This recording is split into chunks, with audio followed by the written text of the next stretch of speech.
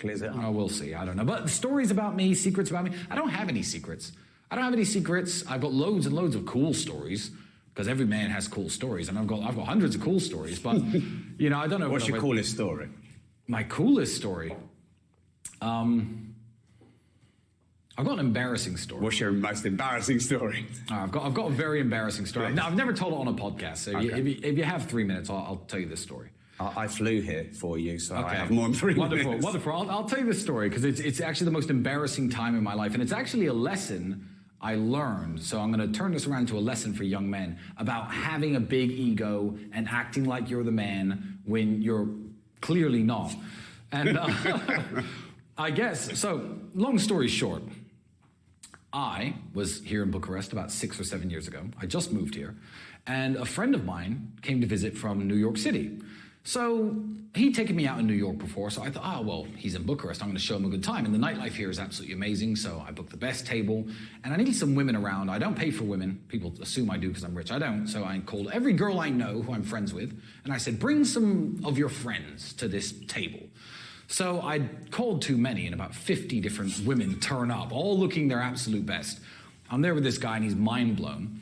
And my ex shows up, a girl I used to date.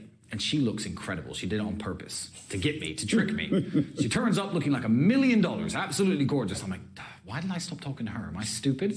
So by coincidence, my friend, we'll call him James for this part. I'm not going to name him. My friend James starts talking to this girl's friend. And I'm like, good.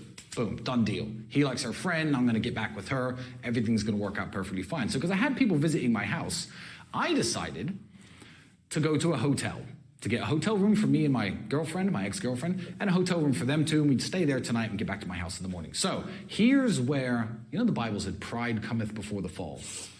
So I thought I was the man. I turn up at this hotel, beautiful woman on my arm, and the guy, I mean, a little bit rude, gives me this piece of paper for tourists to fill out. It's some English language piece of paper for the government to measure tourism information. I was like, bro, I live here. I speak your language. I live here. I don't need to fill that out. I'm not a tourist. He goes, do you have a Romanian passport? I said, no. He goes, you have to fill it in. I said, bro, just give me the rooms. Here's the money.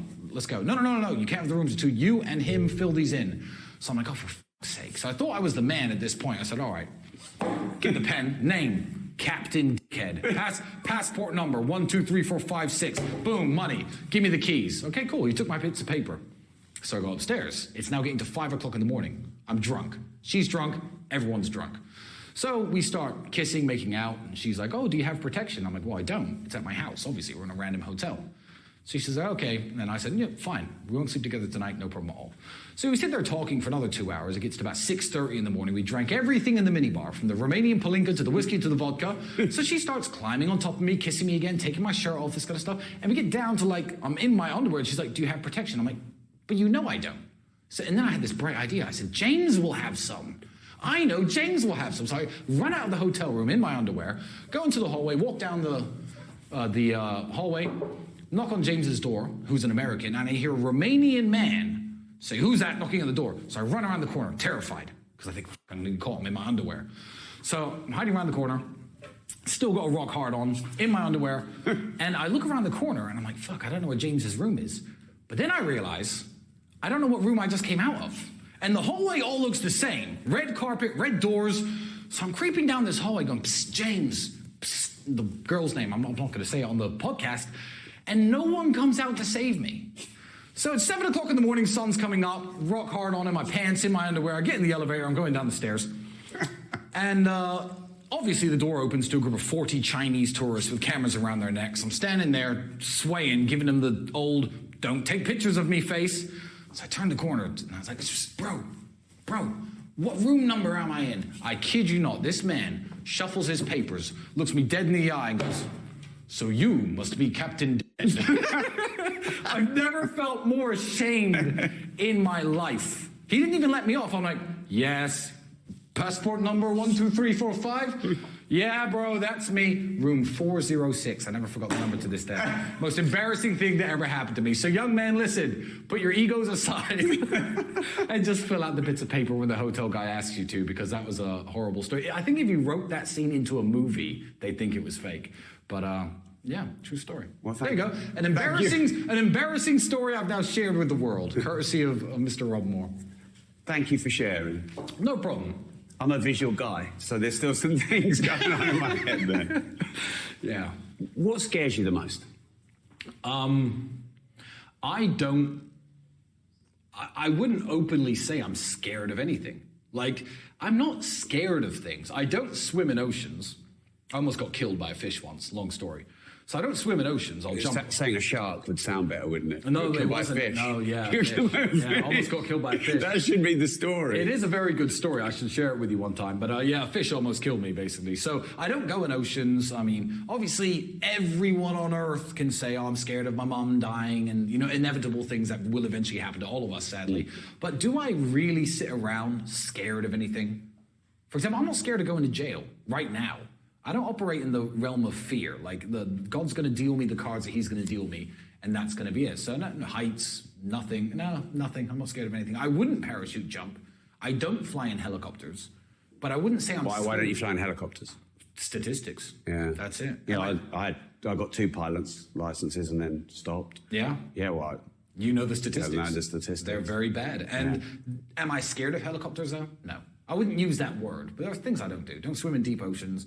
Don't fly in helicopters. I wouldn't bungee jump or skydive just because, you know, some little Indonesian man whose job it is to hold a big rubber band over a bridge in a river. I'm like, I've worked so hard my entire life and now I'm just gonna leave it in the hands of this rubber band guy? Like, no, I'd rather not. Could I do it? 100% guarantee of safety. Could I do it? Yeah, of course, but there are no 100% guarantees. No, I'm not scared of anything. Andrew, the first time I had him on my show and then after that, got to know him, was pretty convinced he was going to be assassinated. We just talked about it again. And, you know, he sort of danced away from it by saying, I'm being digitally assassinated. Are you not scared of that? Of Andrew getting assassinated? Andrew being assassinated. I mean, he thinks that's a thing. Do I think it's a possibility? Yeah. Maybe. Yes, I do. Does that scare you? Well, the idea of... Do you have a brother? No, I don't. No, you don't. Do you have a sister? Yes. The idea of your sister dying is not pleasant. No. So, but do you wake up every day scared of the fact that she might die? No, so I'm not, like, I understand Andrew's security concerns, but it's one of those, I mean, I'm everywhere with him. If they, you know, blow us up, I'm getting blown up too, I guess. If they open a spray of bullets, I'm probably going to catch a few.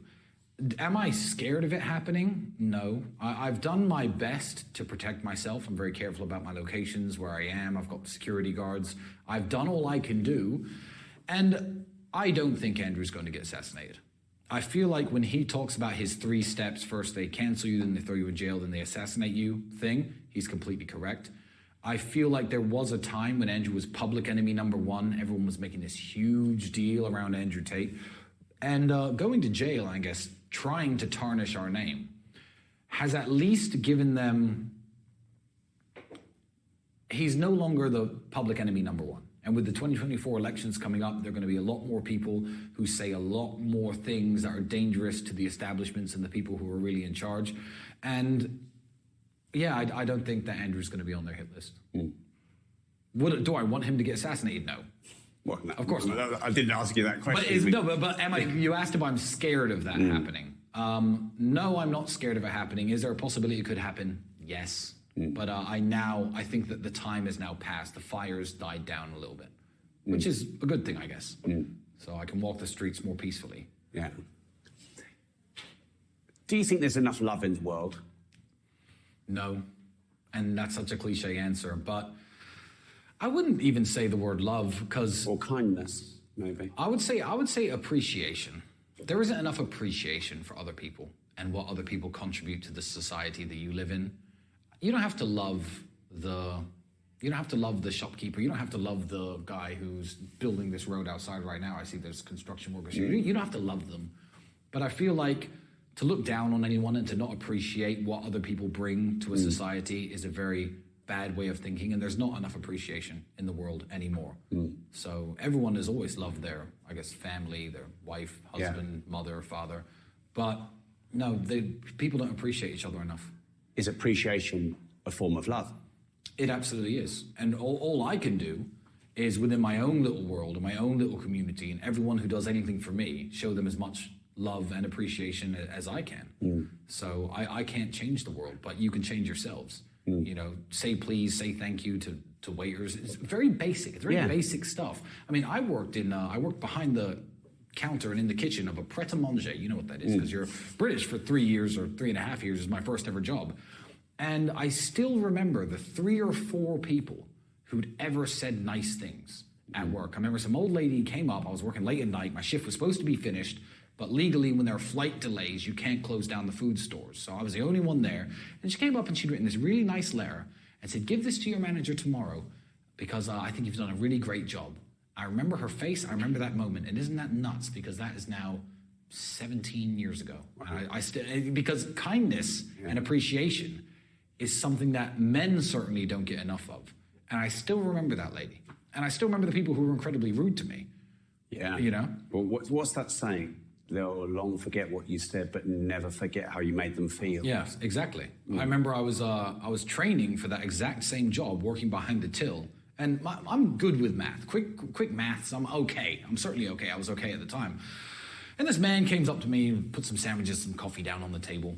And he worked as, I guess, a banker or something. I was somewhere in the financial district of London at the shop because the Luton Airport shop hadn't opened up yet. And he was wearing a nice suit and he put a bunch of things down on the table. I can't remember exactly what the total was, but it came to just over £10. And he gave me a 20, and then he got the little change out and gave it to me. So I could give him a £10 note. So I'm looking in the till where things are. There are no £10 notes and there are no £5 notes. And I'm looking like this for about 4 to 5 seconds. And he went, well, I guess if you had a degree in maths like me, you could probably do that. And I'm like, you think I didn't get the math of what you just did? You think I didn't know to give you a £10 note back? But I'm 16, like I was a kid. And this dude in a suit was getting mad to a little kid wearing a red cap. And there were no 10 or £5 notes. I just remember thinking, what a horrible guy. Yeah. So I guess my revenge is that if he was a man working in the city, he's probably been fired by now and I'm much richer than him. So if you're watching this, sir, don't be rude to people who work at sandwich shops. But my point is there's not enough appreciation because you still remember those moments. And